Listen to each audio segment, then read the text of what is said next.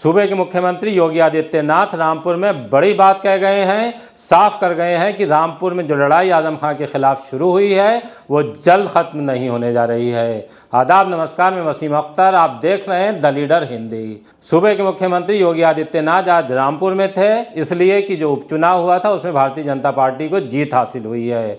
इसका आभार जताने के लिए मुख्यमंत्री ने वहाँ एक सभा को संबोधित किया है। अमूमन योगी आदित्यनाथ आजम खां के मसले पर बोलने से बचते रहे हैं, लेकिन आज रामपुर में वो खूब बोले हैं। बस आजम खां का नाम नहीं लिया है, बाकी सब कुछ कह गए हैं। ये भी कह गए हैं कि मदरसा आलिया जिसकी किताबें चोरी होने का मुकदमा आजम खां पर चल रहा है, वहाँ से किताबें और बेशकीमती पांडुलिपियाँ किस तरह से कब्जे में ली गई और सरकार ने उसे बाद में किस तरह बरामद किया है। ये भी कहा है कि राजकीय मुर्तज़ा इंटर कॉलेज और मॉन्टेसरी स्कूल का भवन किस तरह से कब्जा किया गया और राजकीय मुर्तज़ा इंटर कॉलेज में एक पार्टी विशेष का दफ्तर बना लिया गया।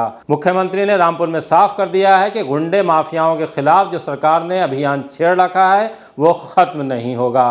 साथ ही साथ रामपुर में ये भी इल्ज़ाम लगा गए हैं कि अब से पहले तक रामपुर में विकास नहीं होता था, विकास के नाम पर खुद का विकास किया जाता रहा है। मुख्यमंत्री ने रामपुर में कहा है कि चाकू के साथ अब रामपुरी टोपी को भी नई पहचान दिलाई जाएगी। इसे भी एक जनपद योजना में शामिल कर लिया गया है। मुख्यमंत्री ने रामपुर में और भी बहुत कुछ कहा है। उन्होंने क्या कहा है पहले ये सुनिए और इसके मायने क्या है, फिर आपको ये भी बताएंगे। जिन लोगों के एजेंडे में विकास और लोक कल्याण नहीं, उन लोगों ने अपने स्वार्थ के लिए रामपुर का दोहन किया, रामपुर का शोषण किया। विकास की परियोजनाएं रामपुर को ध्यान में रख करके नहीं, लोक कल्याण को ध्यान में रख करके नहीं, गांव, गरीब, किसान, नौजवान, महिलाएं और समाज के विभिन्न तबके के हितों को ध्यान में रख करके नहीं, बल्कि व्यक्ति केंद्रित बनाते हुए शोषण का जरिया उन्हें बनाने का प्रयास किया गया, जिसने विकास के पहिए को थामने का कार्य किया और अंततः उसकी दुर्गति उन्हें भुगतनी भी पड़ रही है।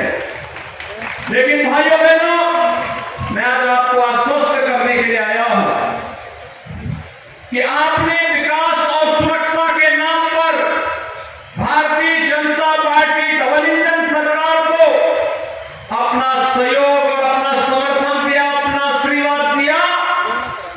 उस आशीर्वाद और सहयोग के लिए आपका आभार व्यक्त करते हुए आपको आश्वस्त करने के लिए मैं आया हूं कि हर हाल में विकास की योजनाएं अब रामपुर में बिना भेदभाव के आएंगी, इनको कोई रोक नहीं सकता है।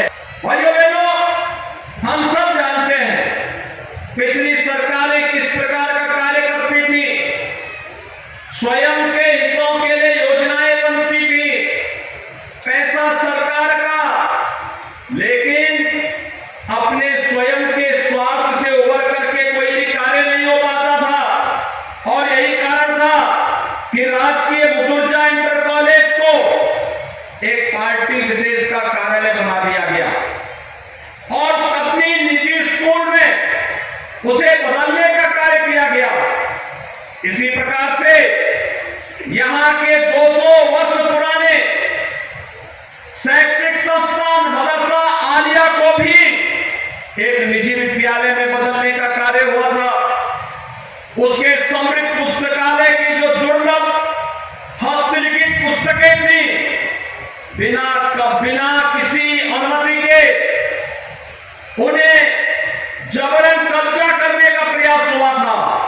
लेकिन भाइयों बहनों, सरकार ने वापस मदरसा आलिया के हस्त लिखित जो पांडुलिपियां थी उन्हें वापस देकर के उसको संरक्षित करने का कार्य भी किया और कहा कि दुर्लभ पांडुलिपियों के साथ खिलवाड़ करने की छूट किसी को नहीं दी जा सकती है।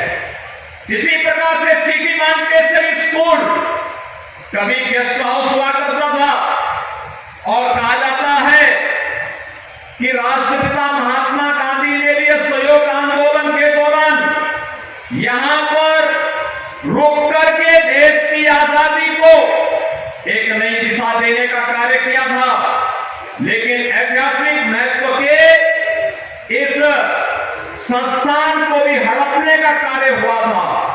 और यही नहीं, तमाम अन्य ऐसे कार्य जो सैकड़ों करोड़ रुपए की लागत से रामपुर के विकास के लिए महत्वपूर्ण हो सकते थे, उनमें बाधा पैदा करके रामपुर को पूरी तरीके से विकास और समृद्धि से वंचित करने का जो साजिश पिछले 10-12 वर्षों से हो रहा था, उन सभी साजिशों को बेनकाब करने के लिए ही मैं बार बार रामपुर आता था, आपका आह्वान करने के लिए कि हम बर्बाद न होने दें, आने वाली पीढ़ी को हम अपने आप को पोषने के लिए न छोड़े, बल्कि अगर कोई गलत कर रहा है उसके खिलाफ हमें डट करके खड़ा होना होगा। और मैं धन्यवाद दूंगा कि आपने इस लड़ाई में मजबूती के साथ आगे बढ़ करके कार्य किया। आज हम सब यहाँ पर विकास की इन प्रक्रियाओं के साथ इसे जोड़ने का कार्य कर रहे हैं। रामपुर को फिर से उसकी पहचान उपलब्ध कराने के कार्य के साथ जुड़ रहे हैं, जिसमें रामपुर का वायलिन, रामपुरी चाकू, जरदोजी, चटापटिल, रामपुरी टोपी, पतंग सहित हस्तशिल्प उद्योग से जुड़े हुए तमाम ऐसे कार्यक्रम हैं जिसको हमने विश्वकर्मा श्रम सम्मान और एक जनपद एक उत्पाद योजना के साथ जोड़ा हुआ है। उत्तर प्रदेश में अपराध और अपराधियों के लिए, भ्रष्टाचार और भ्रष्टाचारियों के लिए कोई जगह नहीं होगी। इसमें हम पूरी सख्ती के साथ इन तत्वों को कानून के दायरे में ला करके सजा दिलाने का कार्य करेंगे और इस दिशा में सरकार की कार्रवाई आगे बढ़ रही है। मुख्यमंत्री जिस तरह से रामपुर में बोले हैं उसका मतलब पूरी तरह से साफ है कि आजम खां के खिलाफ जो मुहिम छिड़ी है वो जल्द ख़त्म नहीं होगी। आजम खां सरकार पर हमलावर हैं और सरकार भी उन्हें किसी तरह की छूट नहीं देने जा रही है। भले ही समाजवादी पार्टी की तरफ से ये इल्ज़ाम लगाए जा रहे हों कि सरकार और उसके मुखिया आजम खां को राजनीतिक प्रतिद्वंदिता के तहत परेशान कर रहे हैं, उन पर मुकदमे लादे जा रहे हैं, लेकिन ये साफ है कि ये सिलसिला अभी आगे और जाएगा। जिस तरह से आज मुख्यमंत्री बोले हैं उससे रामपुर में यही एहसास हुआ है।